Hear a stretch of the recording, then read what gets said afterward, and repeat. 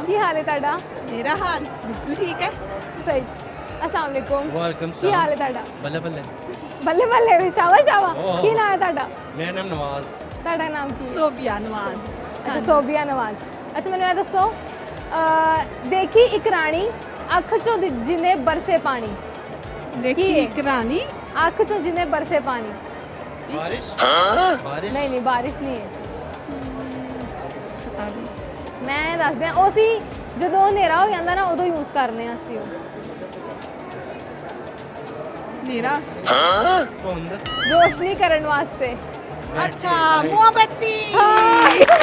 ਉਹ ਭਾਈ ਕਹਿ ਰਹੇ ਨੇ ਬੈਟਰੀ। मोमबत्ती मोमबत्ती। ਅੱਛਾ ਮੈਨੂੰ ਇਹ ਦੱਸੋ ਤੁਹਾਡੀ ਲਵ ਮੈਰਿਜ ਸੀ ਅਰੇਂਜ ਮੈਰਿਜ? अरेंज मैरिज है। Arrange marriage totally arrange marriage. Totally arrange marriage. ਵਿਆਹ ਤੋਂ ਪਹਿਲੇ ਵੇਖਿਆ ਵੀ ਸੀ ਇੱਕ ਦੂਜੇ ਨੂੰ ਕਿ ਨਹੀਂ? हाँ एक दफा देखिया सी। लेकिन मैंने नहीं पता कितनी शादी होनी है। ਅੱਛਾ ਕਿਹੋ ਜਿਹੀ ਲੰਘ ਰਹੀ ਲਾਈਫ? लाइफ बहुत मजे। अरेंज मैरिज लव मैरिज से ज्यादा अच्छी होती है। ਜ਼ਿਆਦਾ ਅੱਛੀ ਹੁੰਦੀ ਹੈ? ज्यादा अच्छी होती ਅੱਛਾ ਕੋਈ ਗਾਣਾ ਸ਼ਾਣਾ ਡੈਡੀਕੇਟ ਕਰਨਾ ਚਾਹੋਗੇ ਆਪਣੇ ਸ਼ੌਹਰ ਨੂੰ? है। हाँ जी जरूर। ਕਰੋ ਫਿਰ। न कोई है न कोई था जिंदगी में तुम्हारे सिवा, तुम देना साथ मेरा ओ हम नवा ओ हम नवा। इनका नाम भी नवाज ही है। ਅੱਛਾ ਉਹ ਹਮ ਨਵਾਜ਼। ਅੱਛਾ ਹੁਣ ਤੁਸੀਂ ਆਪਣੀ ਬੀਵੀ ਨੂੰ ਕੁਝ ਡੈਡੀਕੇਟ ਕਰਨਾ ਚਾਹੋਗੇ? हाँ जी जरूर करांगे। ਕਰੋ ਜੀ ਕਰੋ।